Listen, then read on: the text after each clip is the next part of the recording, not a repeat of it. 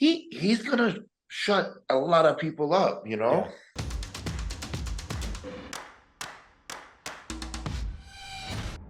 What's up guys and welcome. You are watching Fazi Fitness.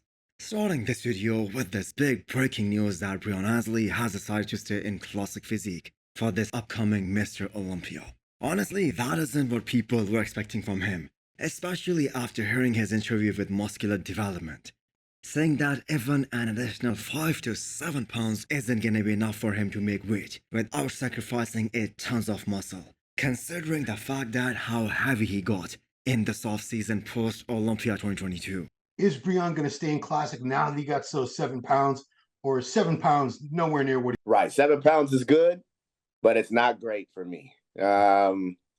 And we're still contemplating, Ron. We're still contemplating. So I think Breon and his coach has played it very smart. From the progress pictures we saw, it was pretty evident that his quads were not improving in size. There was a high possibility that he would get out-muscled by plenty of guys in the 212 division, especially the guys in the top 6. So realistically speaking, a top 5 finish would have been extremely difficult. Breon, the classic champion, is back in classic. Let's go! Good job, Chris. It took you 37 minutes. You got to the point. So, now, guys. While in classic physique, he was 4th in the world last year, which is still something to be very proud of. So how much will the added weight will help Breon? Will we see a drastically changed and vastly improved physique from Breon Ansley at the Olympia this year? Well, at the very least, he will be much more fuller for sure. And the quality that he brings to the stage, that just cannot be ignored. What do you guys think about this move from Breon? Can he be in the top 3 once again?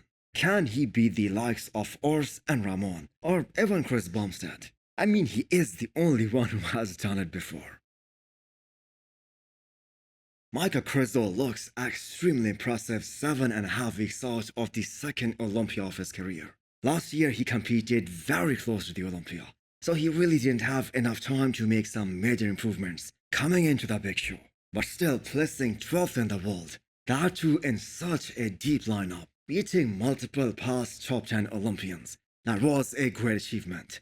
This year his mindset is different though. He wants to be somewhere between 7th and 8th. Now depending on who wins the rest of the European tour, we will be able to predict it a lot better, whether that is a realistic goal or not. In my opinion, top 8 is a very realistic goal for Krizo. A top 7 is something that he's gonna have to work for big time. The judges have only one criticism about him. He needs more glutes, and that is pretty much it. The rest of Michael Krizo is pretty much very impressive. He is so overwhelming with the size that he has, that he will stand out even standing with the best of the best. So I think he will most likely be in the second call-out. Next up we have Quinton's update. His recent off-season pictures do not look real, and no, that doesn't mean they are photoshopped. It just means how crazy this man looks right now. I mean, look at those calves. And yes, I know this picture is taken from a lower angle, but still that is one impressive look.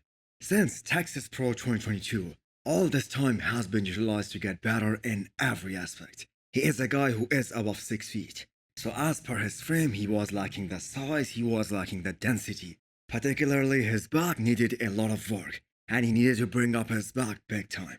So Quinton has taken the off-season very seriously. He is working with Matt Jensen, one of the best coach in the business right now. And although he did announce that the comeback is happening sooner than later, but I think he is still in the off-season. He hasn't started his prep yet. And he is gonna take all his time to be better than ever. I cannot wait to see him reveal the new package with all the improvements that he has made over the last 1.5 years. Regan Grimes was getting a lot of criticism for using filters on Instagram. So the recent update, which was just posted on his Instagram, just look at the caption of that post. It says no filter. This is 2 days out of the show, so he is supposed to look flat here. Man, he really has put on some size in the off-season, and you just cannot deny the structure that he has. All he needs is peakier biceps, and that could very well be one of the most beautiful physiques in the men's open bodybuilding right now. I mean, he already has one of the most beautiful shapes out there. And Regan himself also knows that he needs better biceps. So the mutant Nick Walker spoke really highly of him in the podcast after watching him in Italy. With Regan, right? I don't know. Like I said, I don't know if the peak went wrong or not. But if this motherfucker can ever just come in peeled, it's dangerous for everyone. Yeah, if he comes in like 100%, If he's hard, dry, great, like all the above that you know everyone wants him to be, he's gonna shut a lot of people up. You know.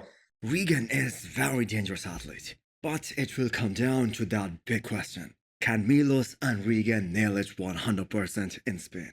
Because the structure alone isn't enough to win the show. Conditioning is one of the most important factors in competitive bodybuilding, and he has to nail his peak 100%, meaning he has to be bone shredded, he has to be dry, and he needs to be full. Carb load has now started, and here's number one. 150 grams of carbs from cream of rice and 20 grams of berries buried underneath there. I've got 1/8 of a teaspoon of sea salt and 1/8 of a teaspoon of Himalayan salt, and then I've got 150 grams of beef here. So hit the thumbs up button if you liked the video, and smash the subscribe button if you wanna come back for more. Thanks for watching.